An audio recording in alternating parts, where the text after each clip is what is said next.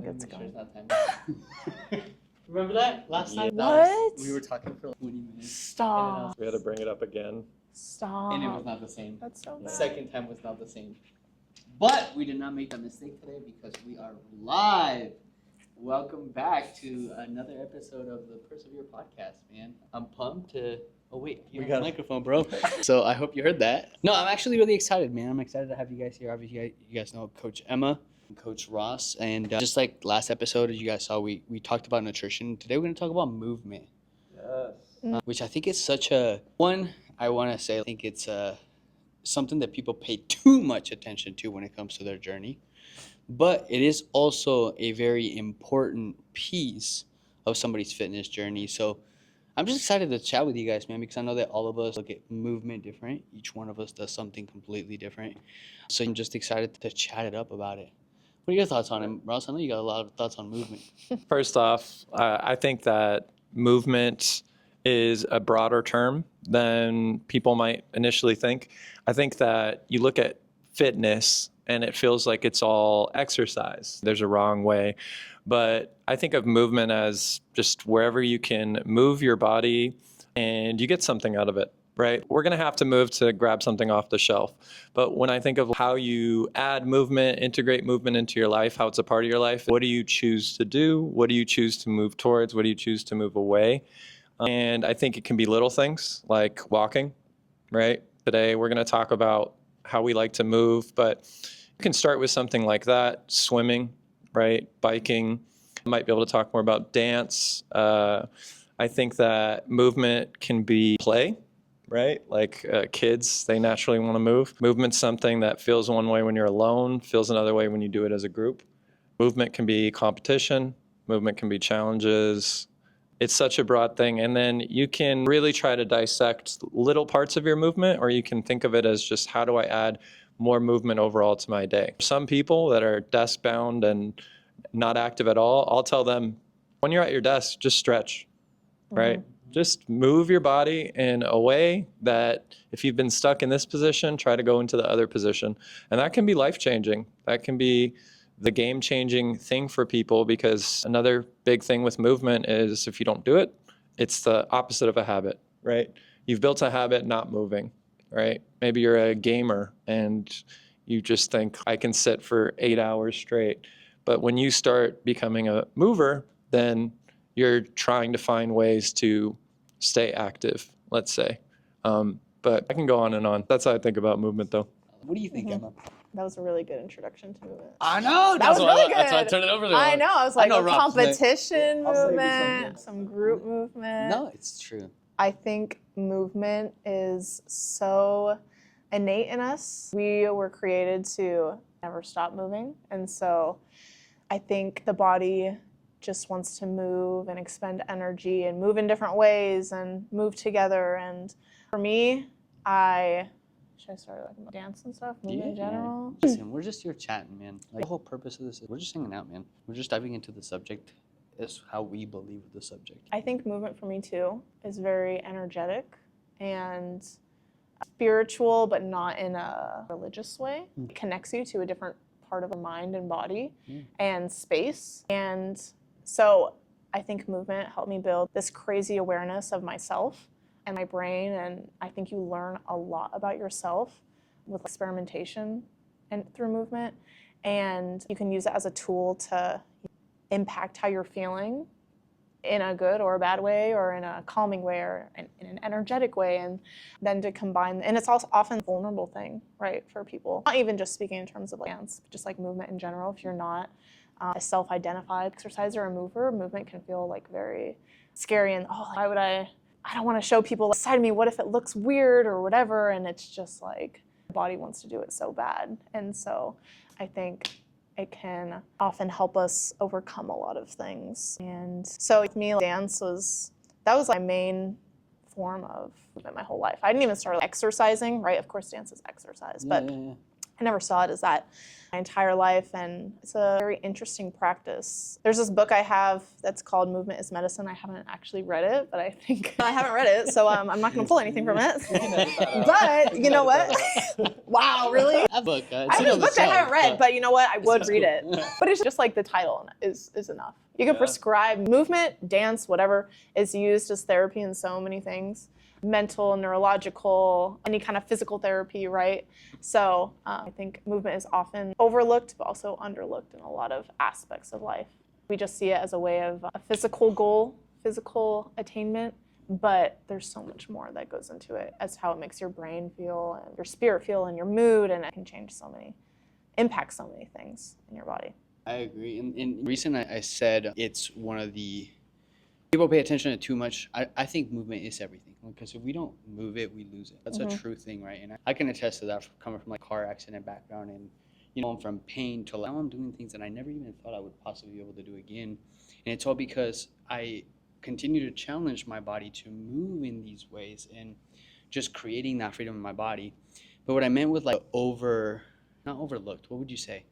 People pay attention to it too much. I mean, when it comes to like Fitness goals. right, fitness goals, people are just like, well, I'm just gonna exercise harder, and I'm gonna go on the stairs for longer, and I'm gonna, when really there's so many other pieces to play a role, way more than just the exercise aspect of it. But as we're talking about like movement and stuff, like, it's so important. You have clients, and you've seen this. Clients that come to you that are just unable to move or unable to get off the ground by themselves, and they start to strengthen themselves a little more, and now they're able to do more of that. So when it comes to living a independent life, right, it's such a crucial piece just to continue to move and challenge your body in different ways. Totally agree.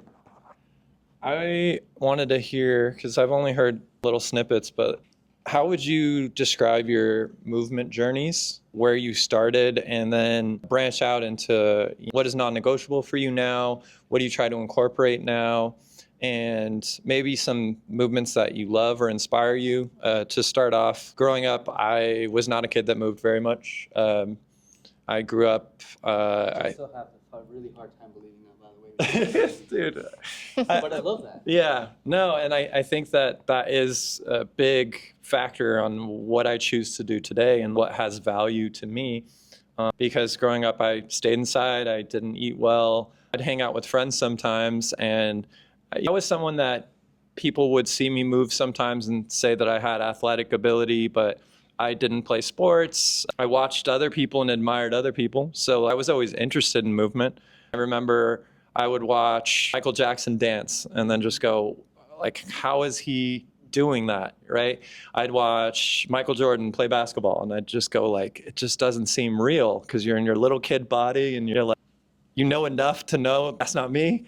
But I admired it from afar, and so getting into what drove me to become more of a mover was initially wanting to play more sports with my friends, right? I wanted to play basketball with my friends. I wanted to lose some weight. I wanted to just engage with my body more, because you feel so detached from your body when you don't move. There's a term for it, disembodied, and you'll see people that go through a lot of depression, and I was one of those people where it feels like you just want to stay totally still. It's like life is passing you by and you don't want to move, and time distorts. It feels like you're there forever. And so I got into bodybuilding initially because that was, to me, the most straightforward path, right? How do I work this part of my body? There's an exercise for that, right? It's kind of cookie cutter at first. And I did it for a while and didn't do it. And if you guys are watching this, you've been in that boat where you start something and you get a little bit interested and then you lose it. For me, I noticed that I would go to the gym for a month or two and then not go for 6 months. And what made me be consistent was finding some small standard that I then had to accomplish. So for me, losing weight, it really boiled down to I had to send a friend a picture of my treadmill when I was done. So made a bet, and we had to get at least 30 minutes on the treadmill. But for me, that was the inciting incident. That was the thing where I know if I have to do this at minimum, then I want to start doing fun things, right? And so I think that Same thing can happen when you play sports, right? Everybody hates just having to run before you start your sports practice, right? You're a basketball player and they have you run laps. And that's not why. They don't want to do it to run the laps. They want to do it to play the game. But then the coaches know if you start running the laps, you're able to stay in the game longer. So it's all part of the process. And so those fundamentals for me of just getting that 30 minutes on the treadmill then gave me the capacity to then explore other things. And pretty soon after bodybuilding, and again, I wasn't like a competitive bodybuilder, but it was just a path. And then I got into kettlebells, and then I came across mobility. I came across this guy, you can look him up, Ido Portal was a big starter of movement culture. And movement culture is a kind of strange term to describe people that just explore movement in general. And I found that interesting. It reminded me of seeing what dancers do in workshops, what kind of that fringe athletic trainer thing for soccer players and trying to become more coordinated, circus performers that are trying to get good at very strange skills. And so everything that interested me as a kid, I found that I could bring that out, and movement culture was more about play. So instead of being, I got to get my bicep curls up to this weight and this many reps, it was, okay, you can lunge this way. Can you lunge that way? Can you lunge the other way? Can you do it with load? Can you do a movement and add a balance component to it? Can you do it backwards? That was like a big thing that I got obsessed with, was like, can you do some of this stuff backwards? What does it change? And I got away from strict sets, reps, and found that I would stay in the gym longer, right? So if I wasn't worried about getting an extra rep on something, now I was training for 3 hours if I had the time. And if I was just doing bodybuilding, I thought, I'm going to do this split and I'm going to get out of there. But then it just became intriguing and different and fun. So now that's a lot of what I go for. I think about movement now as skills, and I just want to build a very broad skill set. I work on athleticism. I work on coordination, balance. I love using things like the sled. Brought up kettlebells before. I'm really into body weight movements now. Currently, I'm working on muscle ups, and that was something, again, as a little kid, that guy knows what he's doing. That guy's fit, and that wasn't me. I saw CrossFit guys doing it and went, I'm getting fit, but I can't do that.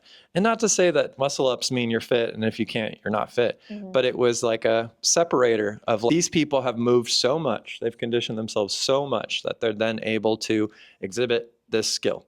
And so now I've been working on so many skills that I'm at that point, which is awesome. I'm so proud of myself. And at this point in my movement journey, doing something like that makes me look at things that I couldn't do and then say, maybe I can.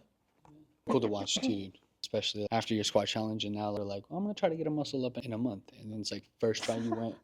And it's like, oh, you got it. It's just, the capability of your body is just amazing, bro. So it's cool to see you explore it more and more. Like, you're still hungry to figure out more of what your body can do. And I love that. What do you got? My bad. I just quit smoking.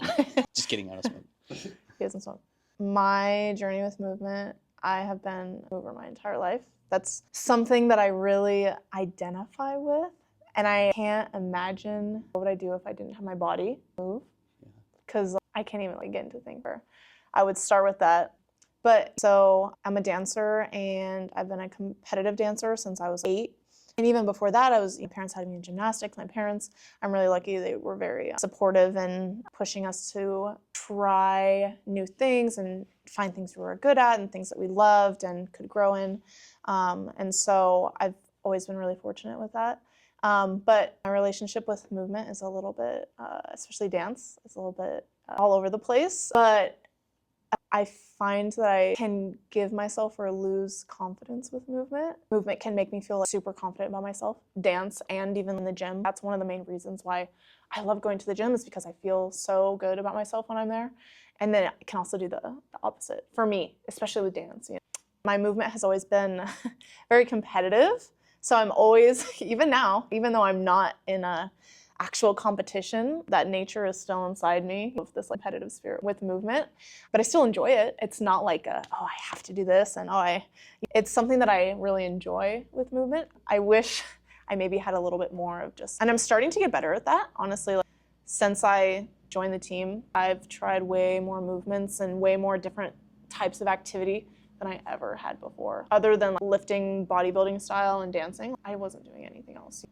And so I got hired and we did a Spartan race.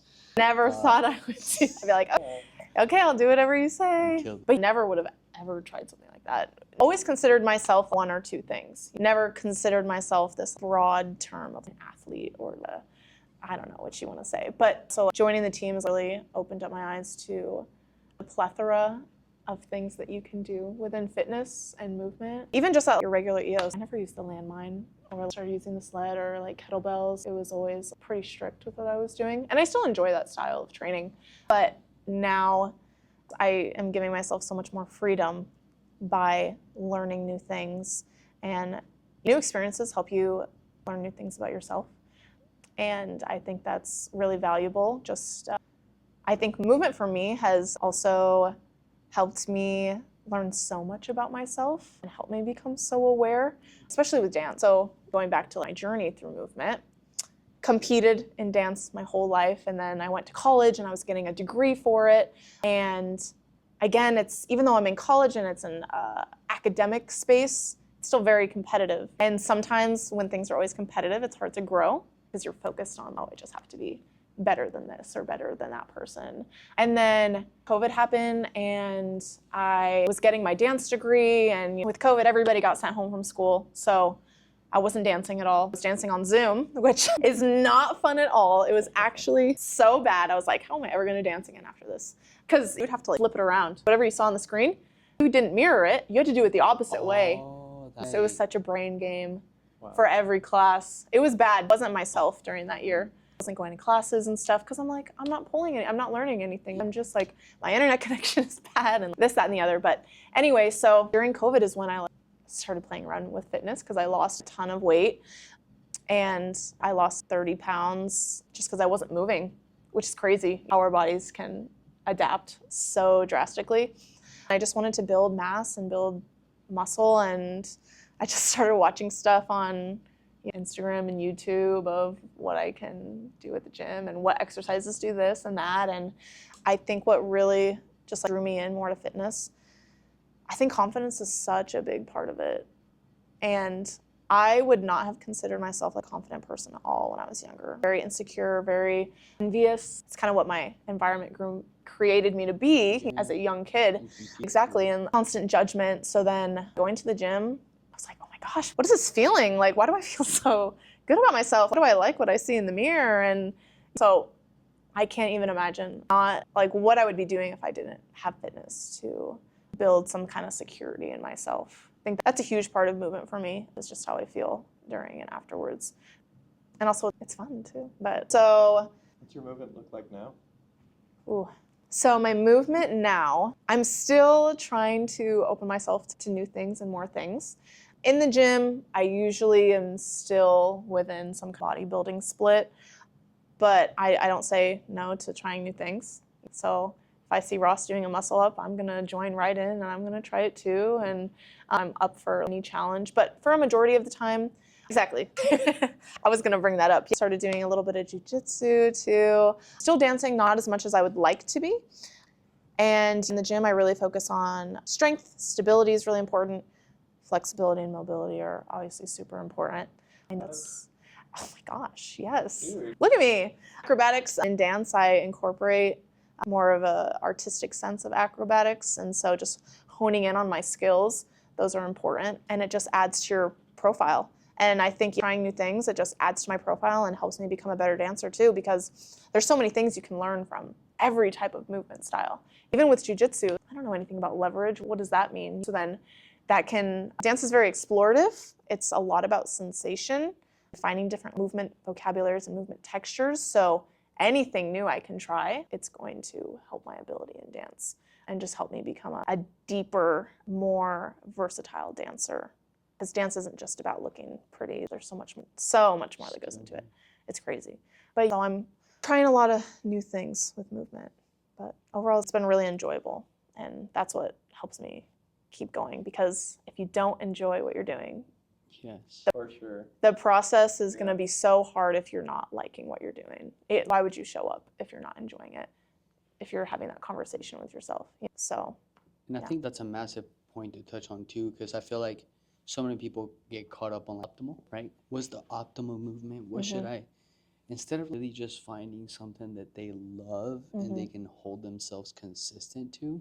And that's why a lot of people fall off of fitness so often, right? Because they're just like doing what Teddy is doing and what Jesse, and it's like they're just, instead of really exploring themselves. It's so sad, honestly, being a trainer and seeing people that are miserable going, I got like 20 pounds to lose. That's why I run for 45 minutes every day. yeah. And they're just hating it the whole time. And so it's like, it ends up being a practice of For self-hatred sure. because they're like, I don't like this. I have to stomach going through this process to change, instead of asking yourself, what do you want to do? How do you want to add to your life? What's your life missing?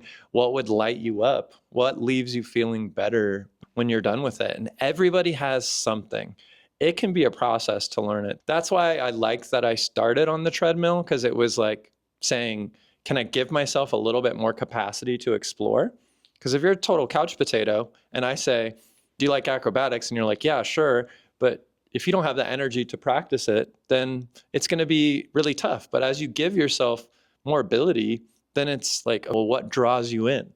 What do you find your eyes? If there's someone in the gym doing something and your eyes can't stop looking at what they're doing, that might be the thing that you need. For me, it was kettlebells. It was different kinds of functional movements, bodyweight movements, people moving in strange and different ways. And I just kept in my head going, can I do that? And that's what you want to find, not the thing where you're stressed, you finished a long day at work, and then you're like, man, F my life. I got to go run for an hour.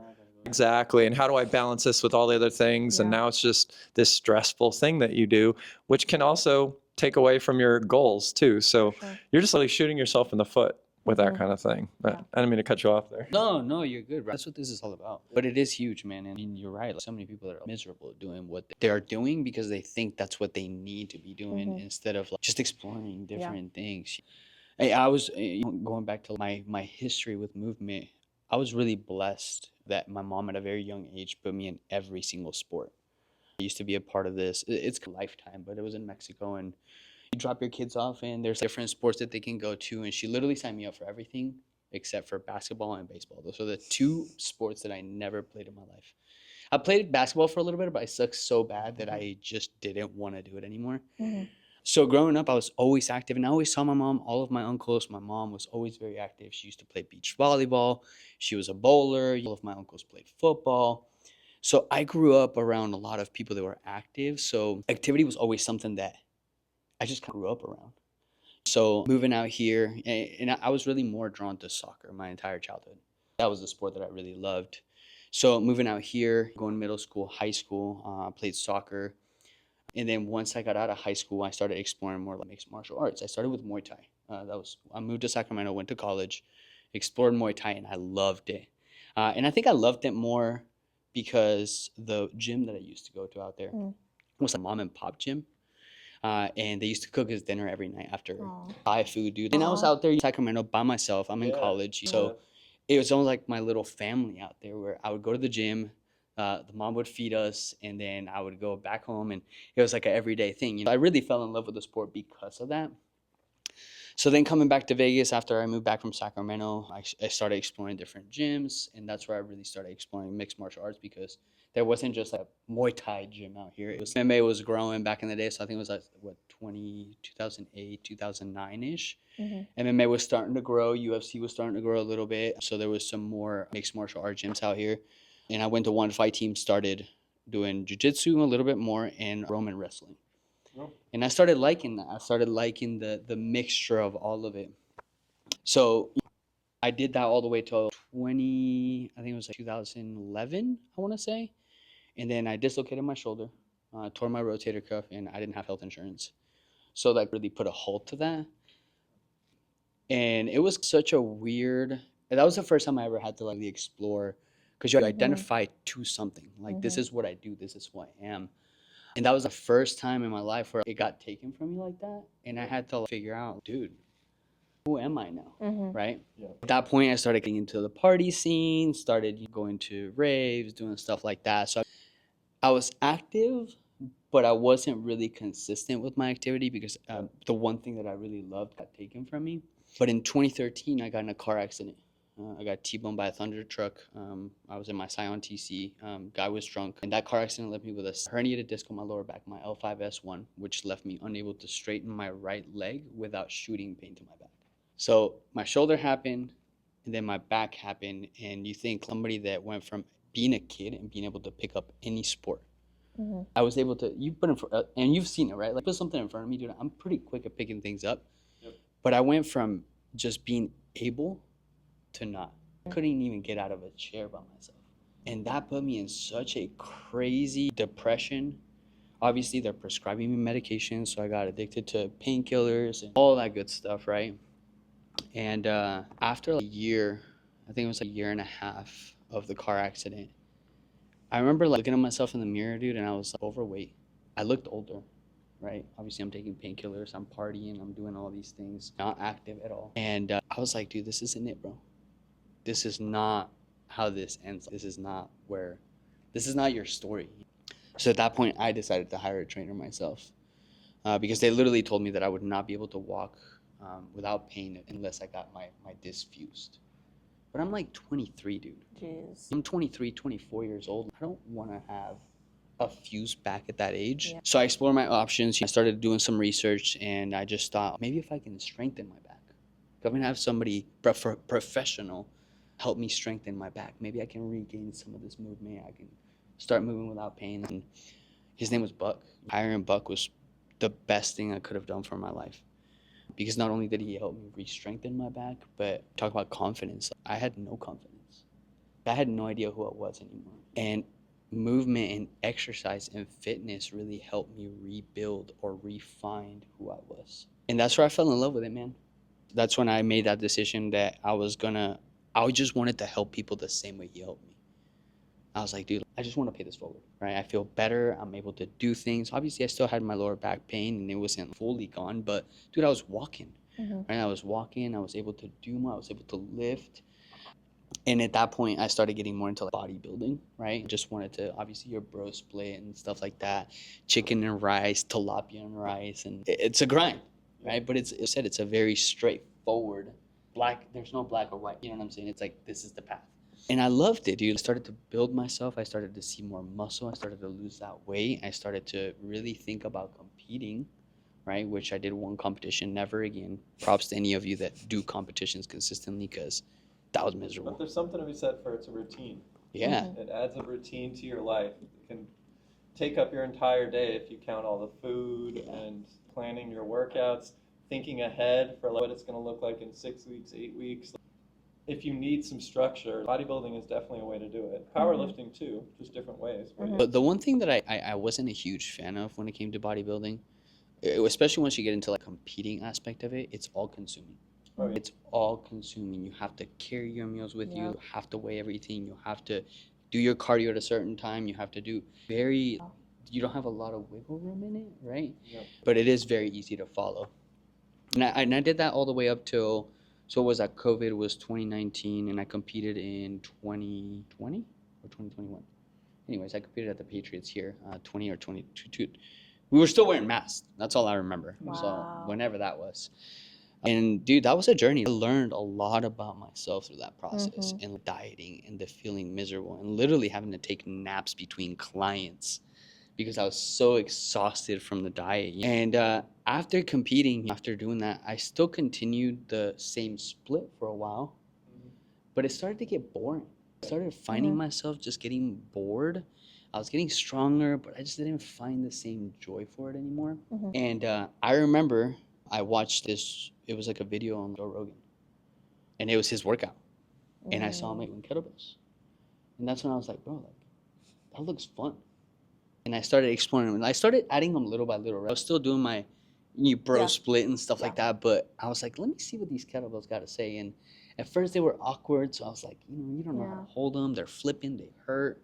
But as I started to dive more and more into them, I just started to find so much more joy in my exercise. Like you said, having fun at the gym, right? It wasn't just going to get a certain amount of reps, certain amount of weight, and just focus on progressive overload. It was more like, what kind of movement can I explore today? How can I get this kettlebell from here to here? How can I make it flow from this movement, right? And it started becoming this thing where I wasn't just really working my body anymore. I was working my mind. And like I really started to fall in love with it. And as a busy individual, I try to keep myself fairly busy. It became so much more optimal for me because I could get into the gym, set my little area, right? Get my workout in within 30 to 40 minutes and get out. I didn't have to wait for any machines. I didn't have to wait for people on their phones. So I was like, yo, this is it. So the past 2 years, that's literally the way I've been exercising, man. And I love it. I feel more, I started also diving into mobility right before we met. And I started learning a lot more from you as mobility, about mobility. But it's crazy because I'm 35 and I feel like my body is the most capable it's ever been in my life. And it's because I have taken time to explore it, and I have taken time to or fix imbalances or really emphasize on mobility, not just the strength aspect of things. And it's just been a cool journey, and I still have a long way to go, man. I'm still learning, right? That's the thing I love about fitness and movement. There's so much to explore, and I think kettlebells really opened that for me. Like kettlebells really allowed me to see, oh my gosh, I don't have to just do push, pull, and a certain way. I can do push, pull, but I can face a different way, and I can rotate. And so it's become fun. And going back to the point that we were talking about earlier, where people are miserable doing the same thing, right? For a long time, I felt like I was just showing up because I knew I had to show up. I knew it was good for me. And as a trainer, you probably should be showing up to the gym, right? You should be doing something. But finding kettlebells and really finding that type of movement, even things like animal flow or calisthenics or handstands. And I'm more focused now on just becoming more athletic. And I'm running like if you were to ask me about running 3 years ago, bro, I would have been, you're a psychopath. And anybody that runs, it's crazy. And now I wasn't able to run for like, almost 3 months, and I was going crazy, bro. I missed it. And it's just because my body I just feel capable. I feel like if somebody comes chasing after me, I can take off, right? If I fall, I can catch myself. If I have to climb something, I'm going to be able to do that. And I think as you become more capable, you want to express it more. Okay. You look for outlets to express it. For sure. We did Spartan, and so I'm sure Emma's never done anything like that, but she's like, I'm capable in my body. I've done a lot of things. I want to take on this challenge. I want to see how maybe doing something like that will motivate you further, right? If you struggle on an event, that might make you think, I need to work on my grip strength, or right, I need to be better at crawling, or I need to be better at running, or I've never ran on a trail before and that really messed up my feet and my ankles. And I love that. I think another thing about how everyone relates to movement is that you need to find your community, and you need to find an outlet or a funnel. For Emma, I don't want to speak too much for you, but dance, right? So if you can relate things to dance, and if it can apply to dance, or if it can change how you view or think about it, then suddenly it has all this relevance and it's worth it. And not everyone has that. So for some people, it's a run club. And so then they're like, what are these other runners doing? What do they do weights, and what do they do step ups? What makes that guy faster? What makes them more competitive? What makes them able to run twice as long as everybody else? Is it just genetics, or is it something that they work on? And for me, it was online also. I know that social media gets a bad rap, but for some people, it can bring you in to really relate to people on the other side of the world. For me, kettlebells, I didn't know anyone doing kettlebells. Didn't know anybody. So I would see people online, and some people are juggling them. Some people are flipping them in the air and catching them. And some people are just trying to find the craziest, biggest weights, and then think, you could do this with a dumbbell. What's it like with a kettlebell? And flows, trying to link a bunch of movements where it's more of a brain game. But when you can find a group of people that are doing something what you want to do, and our gym does that too. So we've brought a lot of movement culture to our members. The Impossible Mile, Murph, Spartan, And we're just looking for something to add all the time. We want to do barbecues where I'm going to bring a slack line and we'll play spike ball. Who knows? We could bring spike ball and that member or friend could go, God, I want to play that again. I want to buy that. And then with their significant other or their kids, now they're like, well, it's summer. Let's spend some time doing that. And now you've created this culture where now it's not just when you want to play, it's when your significant other wants to play. Now your kids are bringing it up. Now they're telling their friends. Now you're finding that spike ball is a lot like volleyball. And now let's go try volleyball. You want to find those things that will connect you with other people and then find that way to build it out, to expand it. And then that's where I think real joy is. Yeah. And hey, it's really cool that as a gym, we can do that for people. And sometimes we are that gateway movement that then a person just totally changes who they are. You know? And that community also builds so much accountability too. To use acro, for example, it's like, oh, hey, we haven't done acro in a month. Let's go. Because you can have a passion or you could want to do something, but that want isn't enough to actually drive you to do it. And sometimes it can be scary, especially if it's something new. Yeah. But when you have another person by your side, you feel more confident. This is gonna be a struggle for both of us. Let's figure it out together. And it just makes the journey more fun and just easier to create a routine of. Because doing the journey by yourself can be really difficult. And so just finding minded people to keep you accountable and go on the journey with you, even if that's not even doing the activity with you, even if it's just some other kind of support, I think helps a lot of people continue and not give up. Yeah. And I do want to touch back on, like you just said, once you start to explore your body, it makes you want to do more. I would have never in my life thought, you went from like running 5Ks to 10Ks to half marathons to full marathons. And then I was like, I'm going to do a high rocks. Then I was like, all right, I'm going to do an ultra marathon, right? Yeah. And that's one of the biggest things that I love about our members joining us in those things, because you see them, ladies that would have never even thought capable of running a 5K. Michelle, for example, right? Yeah. And I know you're watching this, Michelle, but I love to see that somebody come in and say, I can do that. Right. Because then it unlocks something in their mind and then they do that and they're like, I can probably do that faster. Right? And then it gives them some type of hunger behind. Now you're chasing something besides just a result, right? You're chasing making your body perform a little better or in something different. And I love that. It's the whole exploring your body thing. Sure. I just wanted to ask your guys' thoughts, since I'm a mobility guy. And I talk to a lot of our members, clients, and friends, to be honest, that usually get to me when they're in pain or they're injured. And it's interesting how getting injured or suffering from chronic pain really makes you miss movement, wish you could move and get back to it. But what kind of experience have you guys had with pain or injury? And how did you add movement back into your life? Or when you guys meet people that are suffering from pain and injury, and it could be anything. You guys can take this question where you want, but some people it could be like an emotional pain of feeling not good enough, or that I was never that person and the whole process just feels so foreign to them. Or it could be like, I've always had bad ankles, or that's why I don't run. I've met people that say that's why I don't run, that's why I don't jump, because I had this one injury. Then they also never take care of it. Right? They never do anything to make it better. So it's like, and that frustrates me too. I didn't mean to jump in. You want to say something? My bad. I'll use this for example. Like my knee being injured these past 3 months was driving me insane.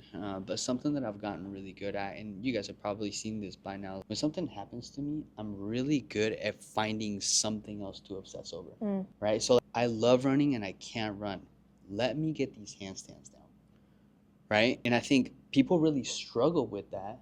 And instead of they say, I just can't do it because I can't do what I usually do.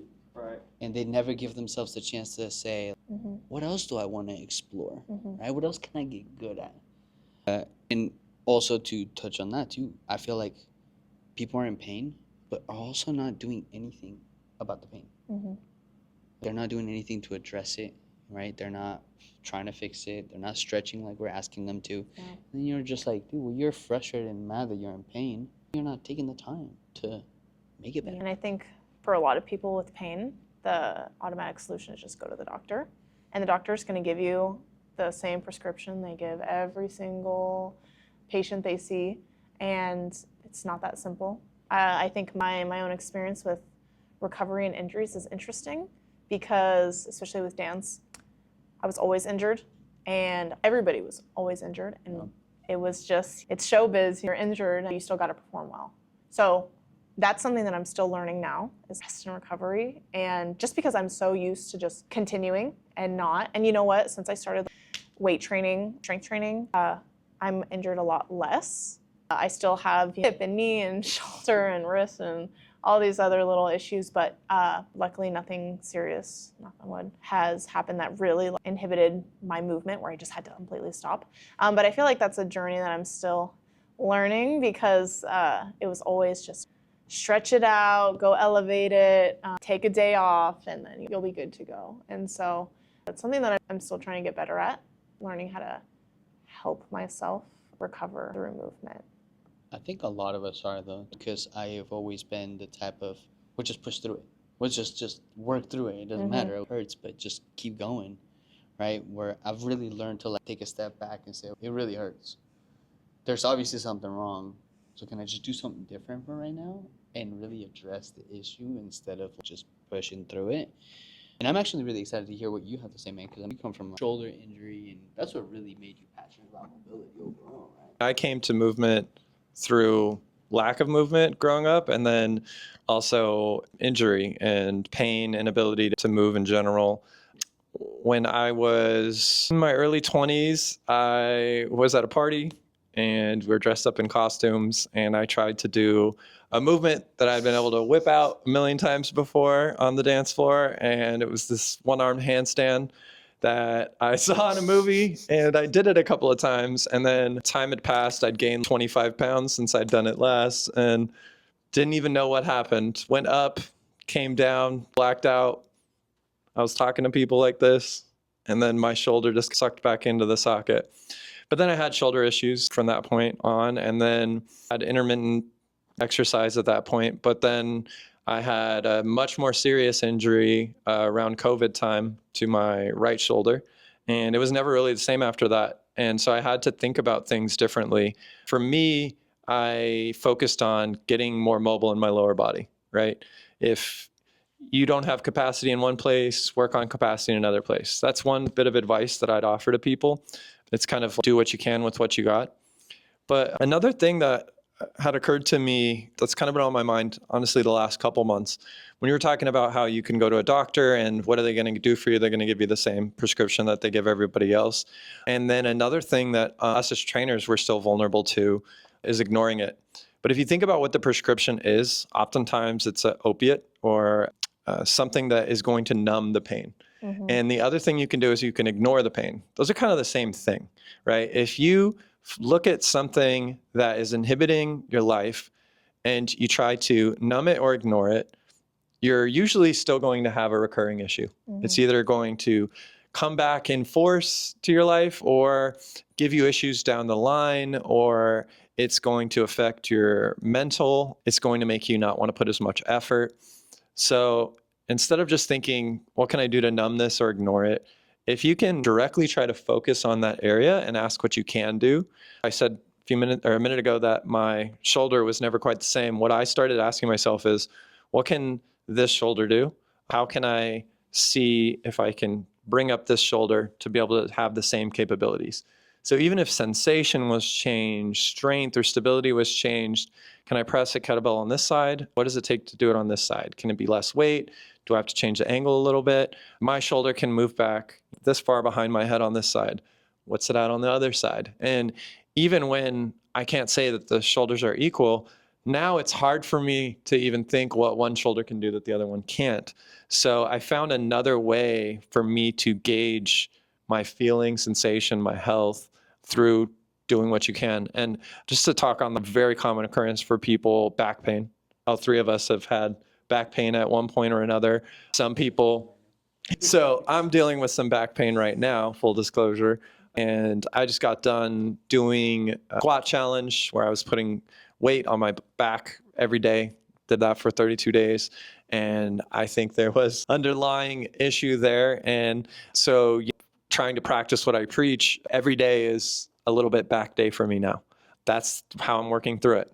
No matter if I'm focused more on my upper body, my lower body, my core, I'm putting some thought, some effort into stretching, mobilizing, activating something in that area, because every day is giving my brain and body more information on what I could be doing more, where I'm at, and where I want to be again. So some days like today, I was feeling great and had an amazing workout. And for me, seeing where I'm at capability wise now and where my back was speaking to me informs what the rest of my training is going to look like for the weeks that follow, right?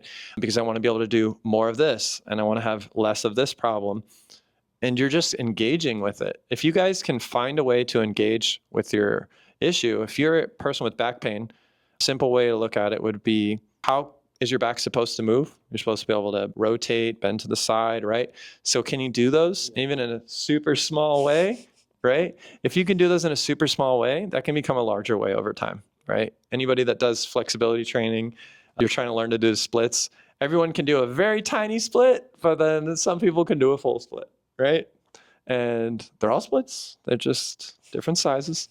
But so that's some things that your back can do. And then there are other things that you can do that are tangential that will help get you there. Walking is very therapeutic. We could do a whole thing on walking. But if you want to think of a low-level way of engaging your spine, your back, your hips, your shoulders, finding ways to walk more is going to help with that and help give blood flow to all these areas that could be blocked off or injured. And then you find other modalities that will help you. So swimming, right? If you have back issues, you can find a way to take load off. I spent a month loading my back, but if you do something like swimming, suddenly most people, even very limited mobility people, feel like I can finally move here. So those are just 3 ways that you could approach it where it's more direct, you're engaging with it. And I don't want to get too woo-woo, but if you're ignoring a problem, it builds up. And if you can find a way to approach it directly and look at it and move with it, then I think that the healing process is always going to be much better for you. And it motivates you to get back versus I'm not going to jump anymore because my knee hurts. If you say, I can jump a little bit, then your brain's like, man, if I can jump that much, right? Versus if I jump a little bit, it's going to hurt. I shouldn't even jump a little bit. And there's just different ways that you can reframe your thought process when it comes to injury, and always have a movement-minded thought process. How can I move more with this injury? Not how much less should I move because of this injury? Mm-hmm. And I think this is a metaphor for life, right?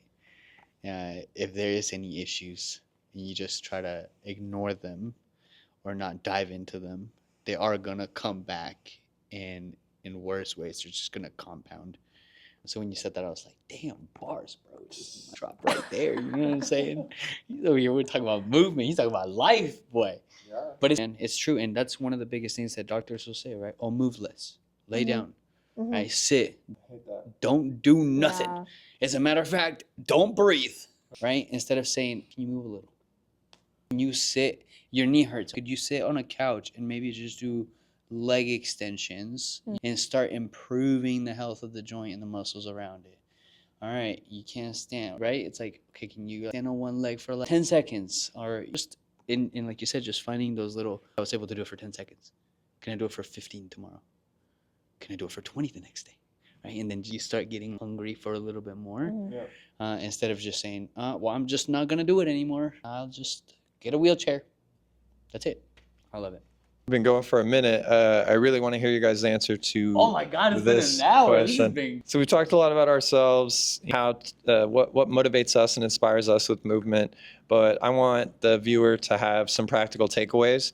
So how can the average person structure their movement practice?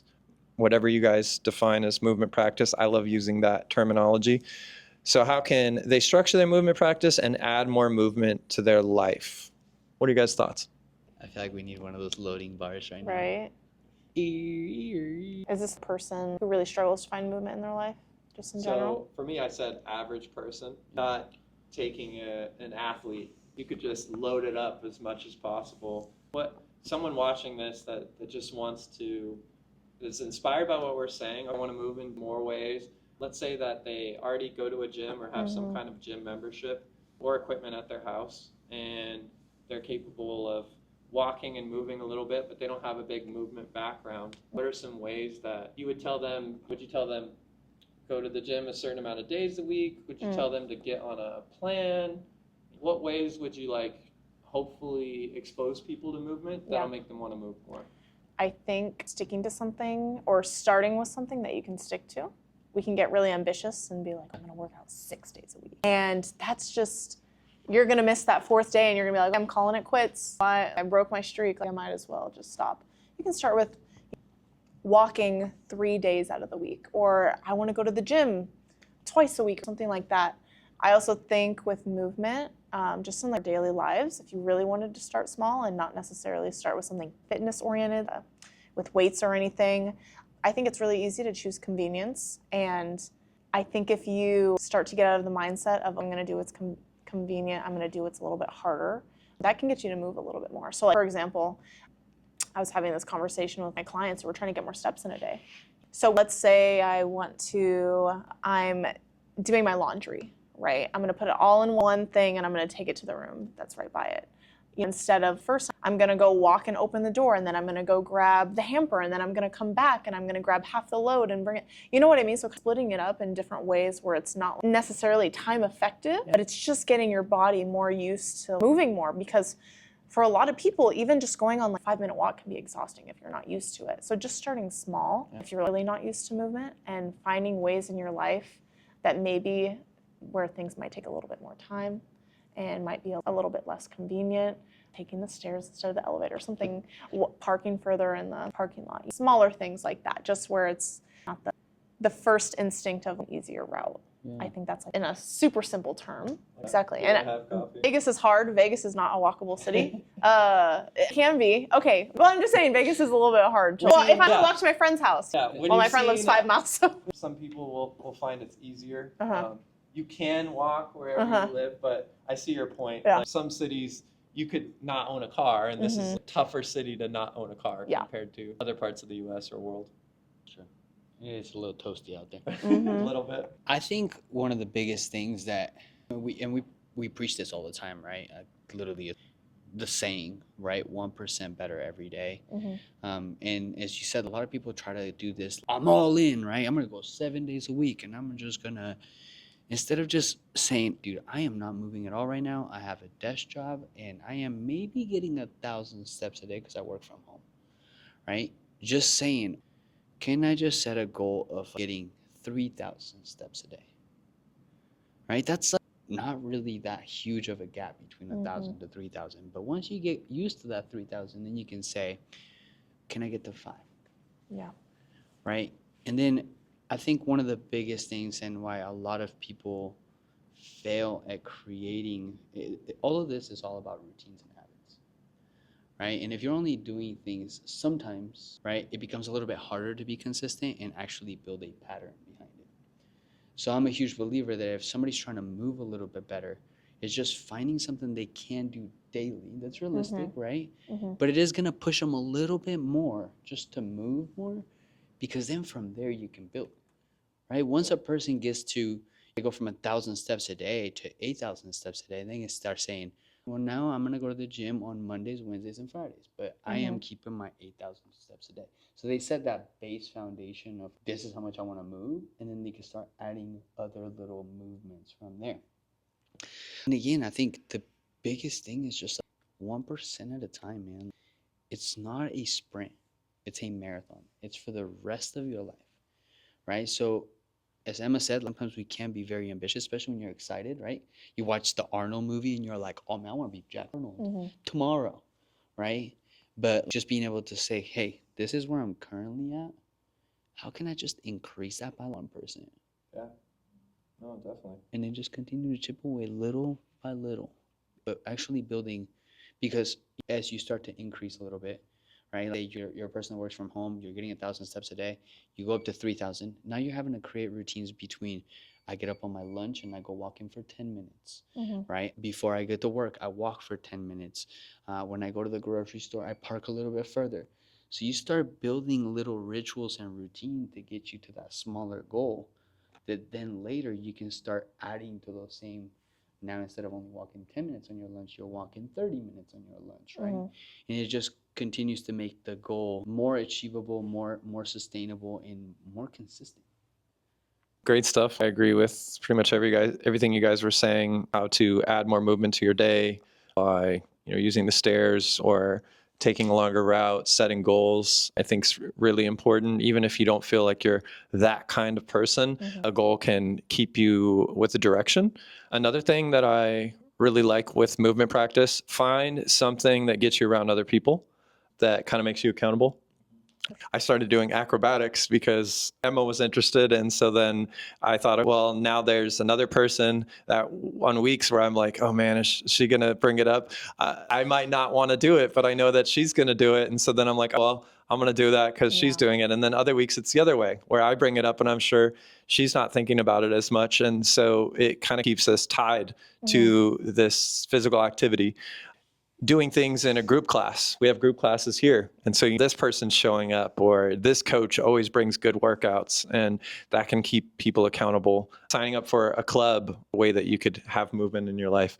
I have clients that go on walks with each other. I go on walks with friends sometimes as a way to connect. So finding community in your movement practice at least once a week, something that just gets you around someone else, because you can sometimes just get such a high from their energy. Sometimes you have it, sometimes they have it, and there's nothing like it, honestly.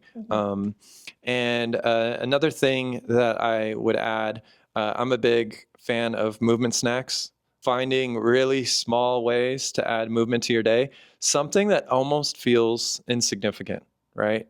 And for some people, it works different ways, and I kind of feel like this about nutrition as well. So you could look at movement snacks as, I really suck at blank, and I know that it should be a part of my training. So say your grip strength's really bad and you have a bar that you can hang from at home. My movement snack is I got to hang for 5 seconds, 10 seconds, 30 seconds on this bar, and I'm going to do it every day. And it's like taking your vegetables, right? You're just like, well, if I do this every day, I'm going to start getting better at it. You could also look at movement snacks as, this thing that I can do is so fun. How do I do this all the time? Because I don't want to do this, but if I can do this, I'm really excited. So say you get your first pull-up and then you go, man, I love doing pull-ups. I wish every day was pull-up day. You can make every day pull-up day in some way, right? Every time you go to the bathroom, you try to do a pull-up. And for you, it doesn't take the same energy, right? Some people hate lunges. Maybe if you hate it and it's not something you want to get better at, that doesn't have to be your movement snack. But if anytime, every time you see a pull-up bar, you're like, man, I want to do some pull-ups. I'm kind of like that with muscle-ups right now. Like, just anytime I can get one, it feels really fun. It's exhilarating.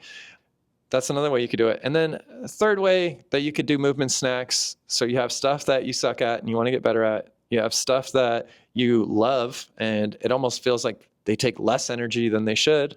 And then there's things that you think are practical that are just going to help you, aid you. If you're someone with bad knees and squatting always causes you a mental issue where you think, like, my knee's going to hurt and they're going to pop, you find a way to squat on a regular basis. And that is going to help you get rid of that fear, learn how to engage with that area a little bit more. Or maybe you're someone that says, I want to work on my glutes. I have a client that's like, man, I feel like I could be doing more glute work. And you have them do kettlebell swings on a regular basis. So that's just putting money in the glute bank. But so you could add something like that. And it's a very low impact exercise. Kettlebell swings, you're a kettlebell person, but core, glutes, hamstrings, lower back, you're training all these areas. And that is going to add up. Any one of those things is going to add up. And maybe you find that that makes you inspired to add more to your workouts, right? Maybe these little workout snacks, micro workouts turn into more full workouts. So if you're someone that does not move, just doing that stuff on a regular basis, suddenly you do a walk before then or after then, and your movement snack took 2 minutes and now it's 12 minutes. And then you're like, I'm going to do some stretching. So now you do 3 minutes of stretching at the end. Now you're at 15 minutes. Suddenly it's becoming this thing that's building towards when someone asks you, they would ask you before, Guillermo, like, are you a runner? You would have said no. But then you started running so much that you're like, I think I'm a runner now. I wouldn't call myself that, but now I'm running so much every week that you become that person. So if you're someone that says you don't move and you start adding this kind of routine into your life, and someone's like, do you move? You'd go, well, I do this. I think so. And you start to look at yourself differently. And I think that can really build your confidence and change your perspective quite a bit. And one more thing that I want to touch on too, which is something that I got to really navigate myself, is the whole something is better than nothing, right? Because sometimes we feel like if I'm not spending 2 hours in the gym, I'm not doing enough. But that's not really true, right? Dude, my workouts now are, my actual workout itself is maybe 30 minutes with kettlebells. The rest is mobility work. And before I used to spend 2 hours in the gym, but now it's unrealistic, dude. My lifestyle does not allow for that anymore. So I've had to really grasp dude, it's not either 2 hours or it's something is better than nothing. And what he's talking about with the workout snacks, you moving in that way is better than you not moving at all. It is still helping your body get better and move better and not lose what it has. I love it. I think we should probably close this out because we went for a long time. That was actually a really good conversation, though, guys. Yeah. I'm really pumped on that. I learned some new stuff about you guys. Same. So I'm excited. We should do this again. You guys should let us know in the comments. Actually, if you stayed this long, honestly, you are a OG for real. Seriously. But that was really good conversation, man. I really loved it. And I hope that you guys got something out of this, man. Even if you're somebody that does not move right now, right? I hope that out of this episode, you're able to gather something just to start doing something, right? And I really want to know, what do you guys want to talk about next? Or should we let them choose? I would be curious what you guys What they want to hear about. All right, well, let's do that. Drop it down in the comments. Let us know what you guys want us to talk about next. We'll probably do these either weekly or bi-weekly. We haven't really quite decided yet. But dude, what the heck? That was totally my fault. I definitely didn't. Anyways, he was out of town, and long story short, I messed up. But we'll get the whole team next time. But let us know in the comments, man. What do you guys want us to talk about? What do you guys want to hear about? It could be anything fitness related. And I think this will also push us too, because there's tons of areas that we're all still learning about, right? And we all still don't know much about. So these conversations will just push us to learn a little bit more from each other. So anything else you guys want to say to close out? Find a way to move more. I think it'll be good no matter who you are. Find something that motivates you, that you're passionate about.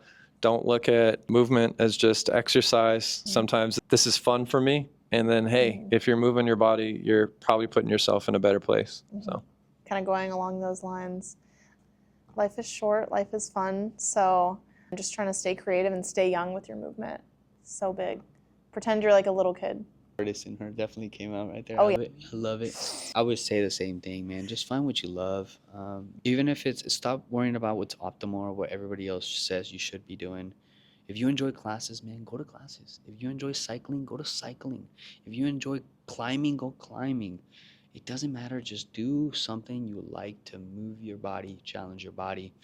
And shameless plug, right? My boy has a beginner's kettlebell program. So if you wanted to do something with minimal equipment at home, right, and you're just starting something new to you, right, we have that. I'll put the link for that down in the caption section of this episode. And we have a dance class, 7:30 p.m. every Thursday, and they're out here twerking. Shameless plug to twerking. And obviously, if you guys are in the Las Vegas area, you do have a pretty incredible community. I am proud to say that. We have amazing members, and we do have some pretty freaking cool classes. If you're trying to find a community, if you're trying to find a place to move, a place to where you can come and be yourself, regardless of what level of fitness you're in, I promise you, like, I have people all levels of fitness in here. We're very adaptable, literally cater to each and every one of you guys, and we pride ourselves on that. We keep our classes small for that reason. You guys are trying to find something like that, you know, down in the comments, look us up on Google or do whatever you need to do. Yeah, if it's not us, like Ross said, find a community, find something that pushes you, people that you can be around that make you want to be more of a mover. And yeah, close it out. Don't forget, get out there and get 1% better every single day. Period. Let's go.